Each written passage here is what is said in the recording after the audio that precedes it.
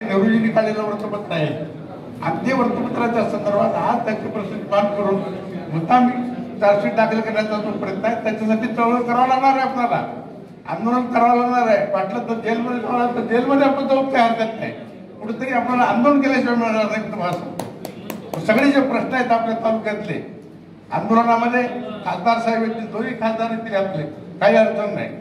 आता काळे साहेब तर आपले तुम्ही पाहिलं असेल, त्यांनी ते डबल इंजिन पैकी एक इंजिन बंद करून टाकलं, तरी त्याला पाहिलं नाही तो निवडणुकीमध्ये. साधी गोष्ट नाही, म्हणून सर्व तरुण आहेत आणि भूतपूर्व आहेत, त्यांची जिद्द आहे कामाची, म्हणून आपल्याला काही काळजी करण्यासारखं कारण नाही. पण आपण तयार असलो पाहिजे. आपण मतभेद करून चालत नाही. आपण काय करतो, ते मोठा झाला, ते लहान झालं, ते मोठा झाला, त्या भानगडीत पडायचं नाही. आता बाकीचे प्रश्न जे आहेत मी काही फार बोलणार नाही. रात्री प्रेस कॉन्फरन्स झाली माझी. आपले नानाभाऊ होते त्या काळामध्ये अध्यक्ष, आणि त्यांनी बोलवल्याचा परिणाम काय झाला मी तुम्हाला सांगतो. ते म्हणाले की काय करायचं गोष्टी करून सांगत नाही आता. मग त्यांनी मला निरीक्षक म्हणून नेमलं, कोऑर्डिनेटर म्हणून. मी इथं आलो. सत्तारबाई आमचे, त्यांनी खूप मेहनत केली. सत्तार नाही, अब्दुल सत्तार यांनी सर्व कार्यकर्त्यांना आणि विक्रांतरावजी मोरे सर्व जे होते त्यांनी सर्वांना बोलावलं. मोठी मिटिंग झाली ना, त्याला कधी थोडी मिटिंग झाली होती, थोडी मोठी मिटिंग त्या दिवशी झाली. आणि त्या मिटिंगमध्ये तुम्हाला आश्चर्य वाटतं की सर्वांनी सांगितलं वा ठीक आहे, काँग्रेस पक्ष आपण जीवन ठेवायला पाहिजे, अशोक चव्हाण गेले ते गेले, जाऊ द्या.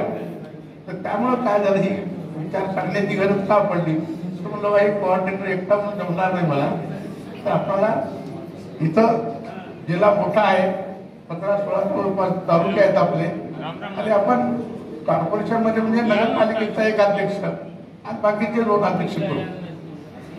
आता हाचा प्रश्न निर्माण झाला.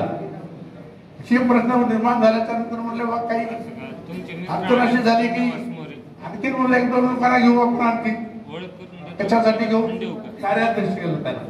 कारण मला कुठल्याही परिस्थितीमध्ये वसंतराव चव्हाणांना उभं करून त्यांना निवडून आणायचं होतं, ही माझी धारणा होती. आणि त्यांना सर्वांना वसंतरावजीला माहीत सुद्धा नव्हतं. मी जाऊन फोन केला तेव्हा म्हणजे मला कशाला बोलावले तुम्ही. नाही, मला यावं लागते, तुम्ही मला नाही आले हैदराबादून.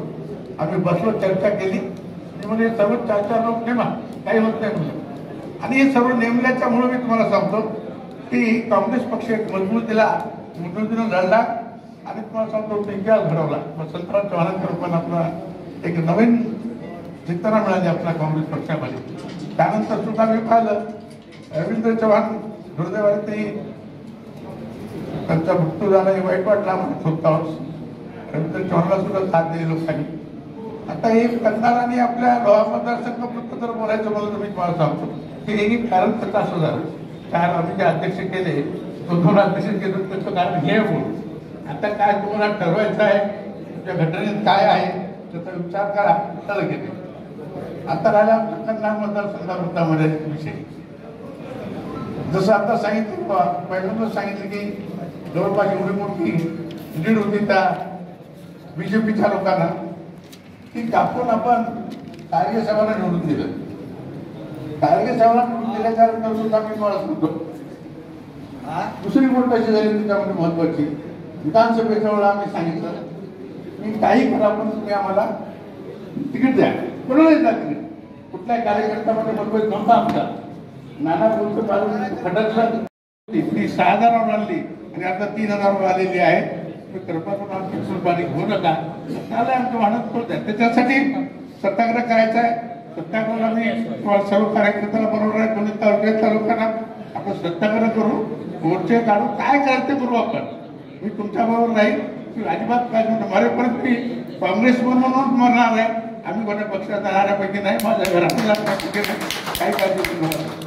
मी कुठे समोर तुमच्या बरोबर यायला तयार आहे. म्हणून काय साहेब तुम्ही आलात, मला आनंद वाटला फार. असे तरुण माणसं जर आले एक तरुणामध्ये जागृती निर्माण होते, कळलं की नाही. तेव्हा तुमची मला आनंद वाटला. मागच्या खासदारांनी एक शब्दही बोलू नये लोकसभेमध्ये, आणि रवींद्र आमचे गेल्यावर भाषण केलं त्याने. फडणवीस साहेबांनी केलं भाषण. त्या पहिल्या खासदाराचे भाषण सुद्धा आम्ही कधी ऐकले नाही, काही सुद्धा नाही. कोणाला शब्द झाला नाही की त्या विचारलं त्यांनी. अशी आम्हाला तरुण माणसं, चांगली माणसं पाहिजे आपण. म्हणून काही काळजी करू नका, सर्वांना निर्भय व्हा. संघटित राहू आपण, एक दिनानं काम करू. जे जे काही प्रश्न असतील त्या विरोधी पक्षाची कोणाला घाबरायचं कारण नाही. गळे जाणारे गेले, जाऊ द्या. सोडू काही कमी जास्त असतील, राहिलेले असतील ते जाऊ द्या. काय जायचं त्याला जाऊ द्या, तुम्ही काळजी करू नका. गेल्याने काही फरक पडत नाही. गेल्याला काय म्हणायचं लोक चोर म्हणायला लागले, तिकडे चोर म्हणाले लोक, काही चांगलं म्हणत नाही. म्हणून त्यांना काही कोणाला पदावर मिळणार नाही. तुम्ही काळजी करू नका. भास्करराव गेले, सूर्यकांत पाटील गेल्या, ते कोकणला गेले. काय मिळालं त्यांना भाजपनं जाऊन? काही मिळालं नाही त्या लोकांना. शेवटी त्यांची लाईन वेगळी आहे. तिथं RSS आहे, तिथून तुमची शिफारस आहे. यांची शिफारस होऊ शकत नाही. 10 वर्ष तिथं राहिले आणि परत आले वापस मागचं. पण पुढे त्या पक्षात का संधी मिळणार नाही.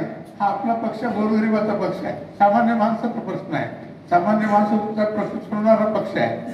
सर्व जाती जमातीला घेऊन चालणारा पक्ष आहे. आता वक्फ बोर्डाच्या बाबतीमध्ये सुद्धा तुम्हाला सांगतो मी, आपल्या पक्षाने आपली भूमिका सादर केली. सांगितलं की नाही ते चुकीचं आहे तुमचं. पण स्पष्टपणानं बोलणारे आपले राहुल गांधी आहेत ते काही काळजी करायचं कारण नाही. बस यापेक्षा जास्त नाही.